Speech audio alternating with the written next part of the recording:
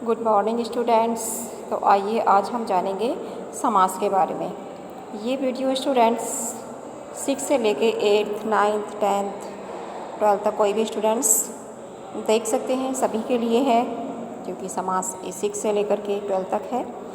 तो स्टूडेंट्स देखिएगा, सबसे पहले हमें क्या जानना है, समास का अर्थ जानना है। तो समास का अर्थ होता है संक्षिप्तीकरण। दो या दो से अधिक शब्द मिलकर एक सार्थक शब्द की रचना करते हैं। तो इसमें क्या होता है स्टूडेंट्स, देखिएगा, जैसे हम एग्जाम्पल के तौर पे आपको बताते हैं, हस्त प्लस लिखित दिया हुआ है। तो इसमें क्या है, दो शब्द दिए हुए हैं। इसमें कहा है ना अभी कि दो या दो से अधिक शब्द। तो देखिएगा, दो शब्द दिए हुए हैं यहाँ पर, एक तो हस्त है और दूसरा है लिखित। अब हमें क्या करना है, इनसे एक नया सार्थक शब्द बनाना है। सार्थक मीन्स जिसका कोई अर्थ निकल सके। तो हस्त मीन्स क्या होता है स्टूडेंट्स, हाथ होता है। लिखित मीन्स क्या होता है, लिखना। तो हस्त लिखित क्या हो गया, हाथ से रिटिन वर्क करना। अब दूसरा आप एग्जाम्पल देखेंगे इसका, 4 + पाई। तो 4 पाई, इसको जोड़कर क्या कहा गया है, 4 पाई। अब 4 मीन्स किसी भी चीज़ की संख्या हो सकती है 4, ठीक। पाई मीन्स पाई हो सकते हैं, जैसे कि 4 पाई है तो उसके जो 4 पाए होते हैं, पैर होते हैं, उनको हमने क्या कहा यहाँ पर, पाई। तो दोनों को मिलाकर हमने क्या बना दिया, 4 पाई बना दी। तो एक नया शब्द आपके सामने निकल कर आया। अब नीचे देखिएगा स्टूडेंट्स, समास रचना में भाग लेने वाले शब्द या पद को पूर्व पद तथा दूसरे शब्द या पद को उत्तर पद कहा जाता है। मीन्स जो पहला होता है उसको पूर्व पद और जो दूसरा आता है यानी जो बाद में आता है उसे हम उत्तर पद कहते हैं। तो इन दोनों के योग से जो बनने वाले नए शब्द होते हैं उनको हम समस्त पद कहते हैं। अब आप देखेंगे समास विग्रह कैसे होता है।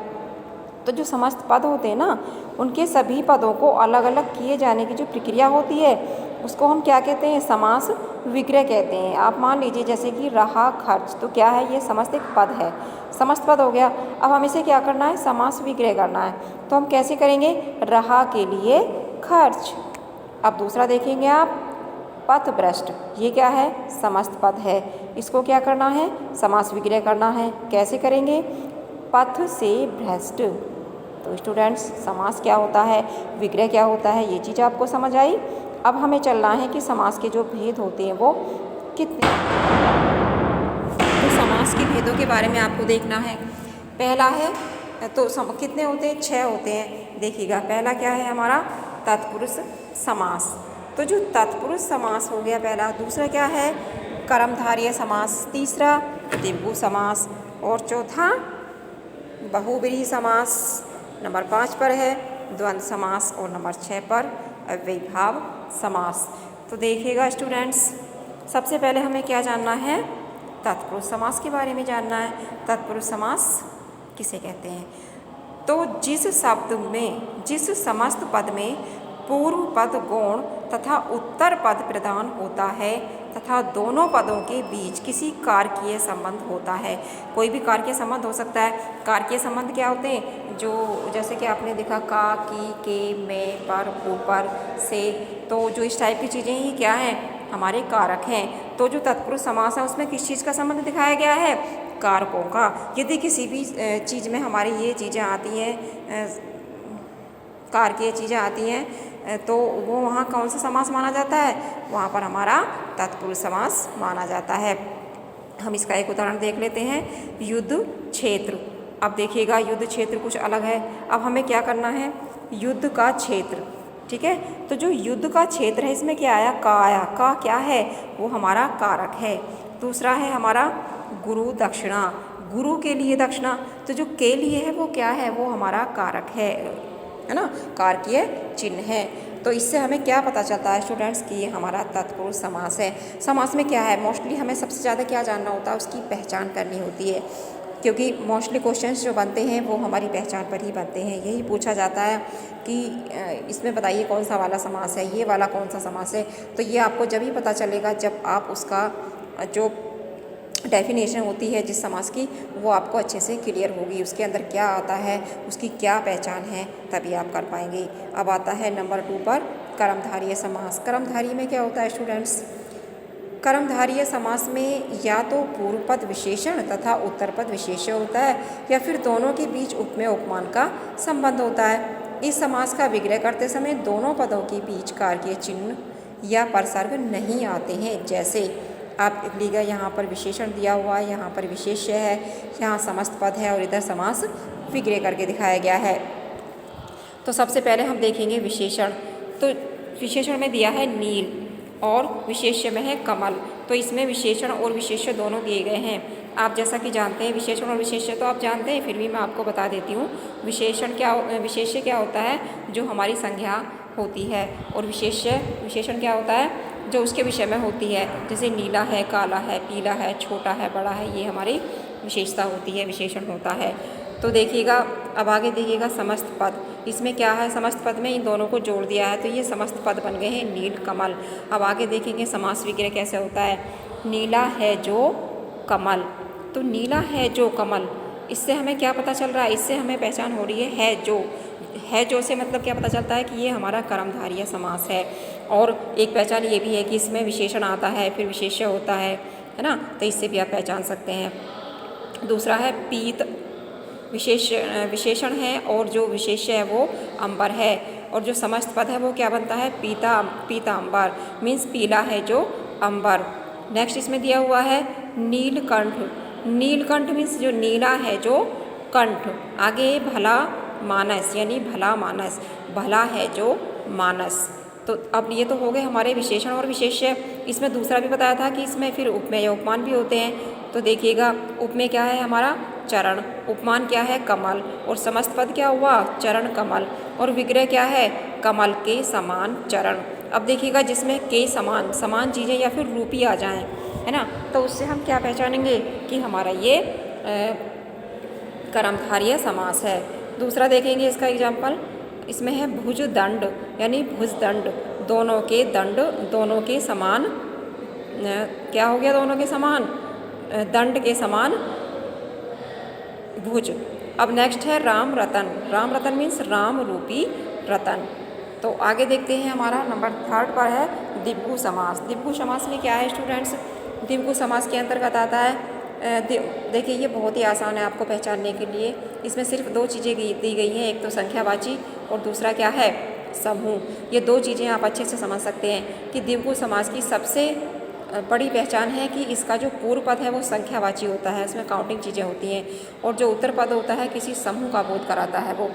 तो देखिएगा, जैसे चतुर्भुज, चतुर से मतलब पता चलता है हमें कि 4 चीज़ हैं, ये मतलब किसी चीज़ की संख्या के विषय में बताता है। और भुज मीन्स क्या हो गया, एक जो किसी चीज़ के समूह के बारे में बात करते हैं, तो भुज मीन्स होगी भुजा, यानी कि 4 भुजाओं का समूह।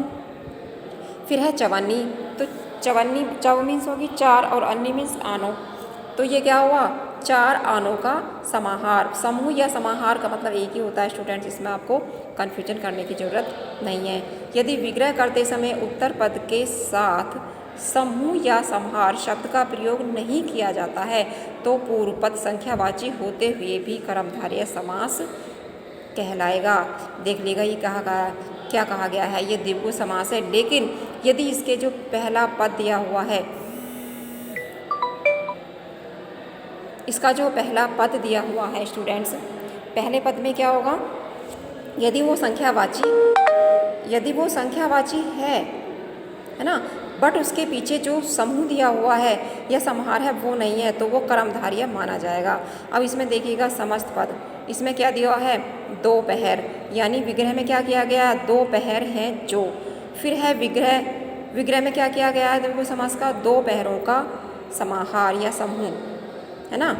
अब देखिएगा, नीचे दिया हुआ है नवरात्र, 9 रातें हैं जो, मीन्स 9 रातों का समूह।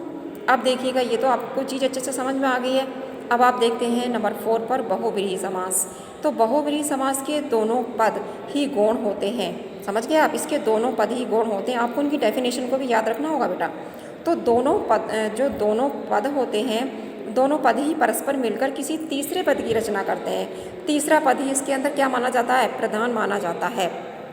देखिएगा, समस्त पद में क्या दिया हुआ है, मुरलीधर, ठीक, दूसरा है समास विग्रह, इसमें क्या कहा गया है, मुरली को धारण, और प्रधान किसको माना जाएगा, जो तीसरा पद है। तो तीसरा इसमें से क्या निकल के आता है, तीसरा आता है कृष्ण, यानी मुरलीधर, मुरलीधर। फिर क्या है आपका, मुरलीधर है, मुरली को धारण करने वाला कौन है, वो कृष्ण है, तीसरा पद इसको माना गया है कृष्ण को। वैसे ही आप देखेंगे नीलकंठ, नीला है कंठ जिसका, तो नीलाकंठ किसका है, किसी तीसरे के बारे में बात की जा रही है ना, तो तीसरा है शिव। ओके, अब चलते हैं नंबर 5 पर, द्वंद्व समास।